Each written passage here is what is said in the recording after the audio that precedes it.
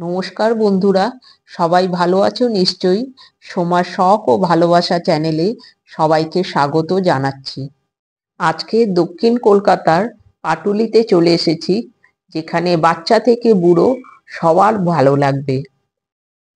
এখানে আসার সময় বিকেল বা সন্ধেবেলা। সামনেই পাটুলি মোড়, বাঁ দিকে ফ্লোটিং মার্কেট, ডান দিকে রাস্তার উপর ঝিল পাড়ে এই পাটুলি পার্ক। বন্ধুরা, যারা আমার চ্যানেলে এই ভিডিওটি দেখছো, আমাকে এখনো সাবস্ক্রাইব করনি, তারা আমাকে সাবস্ক্রাইব করে দিও এবং নতুন নতুন ভিডিও দেখতে থাকবে। এখানে আসতে হলে মেট্রোতে কবি নজরুল স্টেশনে নেমে রুবিগামী যে কোনো বাসের উঠে অনায়াসেই আসা যায়, কিংবা কবি সুভাষে নেমে টোটো অটো করে চলে আসা যায়। লোকাল ট্রেনে এলে বাঘাযতীনে নেমে হেঁটেই চলে আসা যায়।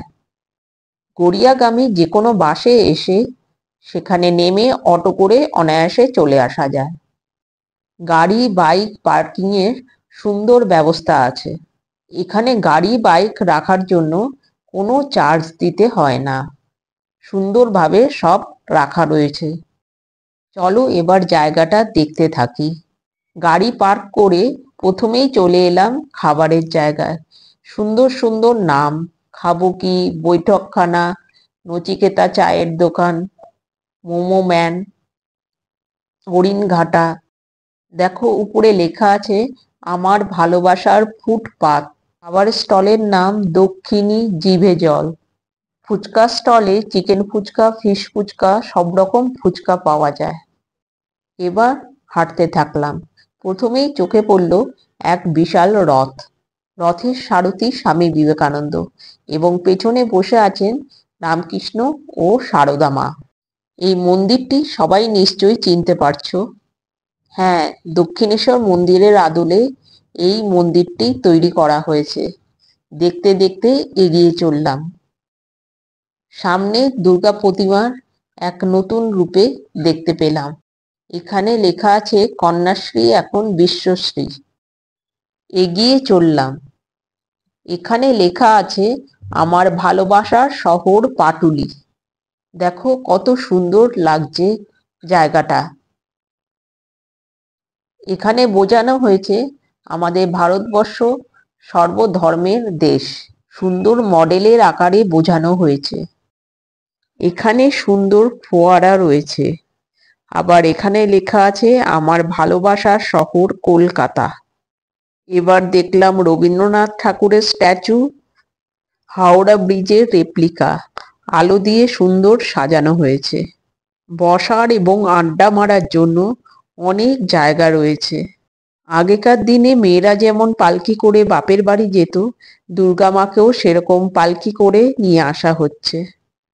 এখানে কলা বউকে স্নান করতে নিয়ে যাওয়া হচ্ছে।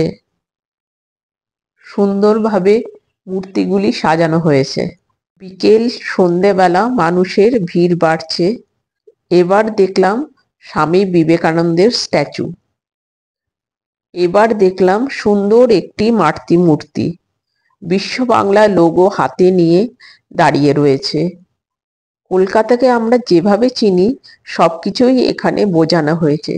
যেমন এখানে মোহনবাগান ও ইস্ট বেঙ্গলকে বোঝানো হয়েছে। এখানে নেতাজি স্ট্যাচু দেখতে পেলাম। এখানে সুন্দর ফোয়ারা রয়েছে, রং বেরঙের আলো দিয়ে সাজানো হয়েছে। রাস্তার অপর দিকে ফ্লোটিং মার্কেট। এটি একটি খালের ওপর কাঠের নৌকার ওপর মার্কেটগুলি।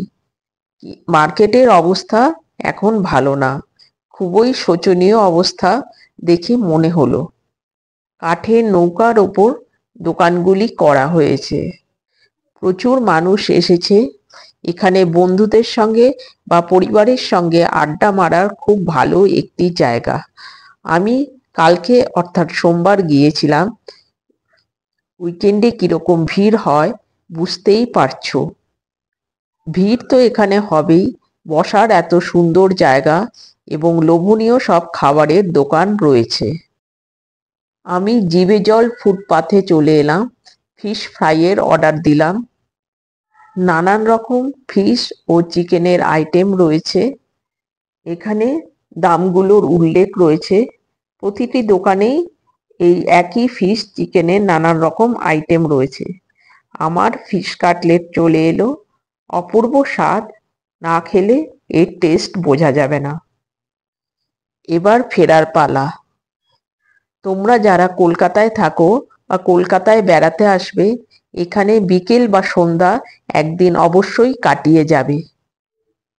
চলে এলাম অজয়নগর মোড়।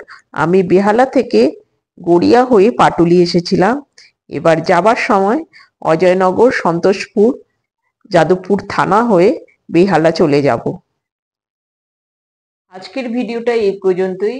ভিডিওটা ভালো লাগলে লাইক কমেন্ট করে দিও, বন্ধুদেরকে শেয়ার করে দিও, চ্যানেলটা সাবস্ক্রাইব করে দিও। সবাই ভালো থেকো, সুস্থ থেকো, আনন্দে থেকো। আবার দেখা হবে পরের ভিডিওতে।